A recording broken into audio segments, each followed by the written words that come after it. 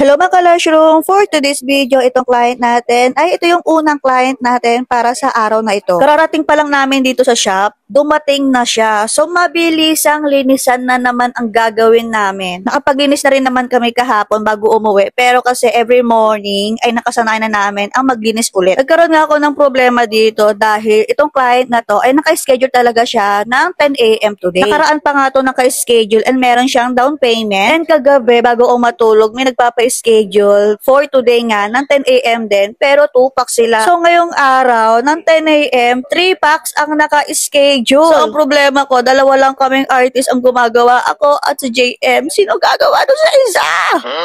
Mabuti na lang din talaga yung 2 packs na kliyente namin ay mabait, naiintindihan talaga nila. So ang sabi ko, ma'am, yung isa po ay hindi po sabay sa inyo ang paggawa. So yung isa po maliliit. And ayun, okay lang naman din daw sa kanila. At sila din yung client namin na tipong ayaw nilang iniintay namin sila. Di bali na raw sila ang mag-antay, wag lang daw kami mag-antay. Ganon sila. Kaya every time na magpapa-appointment sila at pupunta, palagi silang maaga. Anyway, itong kliyente naman namin na to, ay hindi naman first time dito sa amin, pero last na paggawa niya is last year pa. At ang set na ipapagawa niya sa atin ngayon ay Cat Eye Wet Lash. Yung ginamit ko dito na lash primer at lash glue ay yung sa Glow. Sobrang gandang gamitin ng product ng Glow ay hindi buo yung araw ko kapag hindi ko to nagamit. Kaya itong gamit kong lash glue na Glow ngayon ay naghihingalo na konti na lang. Glow, baka naman.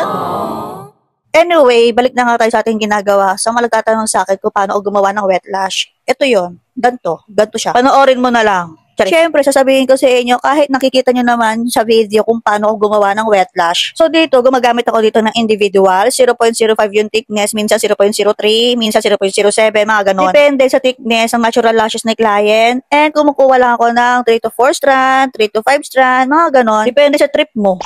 Eh, nilalagay ko lang siya ng naka-close pan. Hindi siya ipipinching, hindi siya iwa-wide, naka-closed pan. Parang ang naglalagay ng classic, pero ilang strand yon. Any brand ng lashes ay pwede nyo naman gamitin. And finally, after 1.5 hours, ay tapos na tayo dito sa unang client natin. And ayan, kita nyo, sobrang ganda. Medyo namumula lang yung eyes ni client doon sa isang mata niya, pero ox na ox daw. Wala daw problema, wala daw masakit, wala daw tumutusok. So, ayun, mamimili ulit ako ng pagbibigyan ng lash kit para sa ating masisipag na followers. Lahat po ay pwedeng sumali. Yes po, lahat po ay pwedeng sumali. Kahit na po yung nanalo na before ay pwede pa rin manalo. So, kailangan lang po ay kayo ay naka-follow sa ating social media.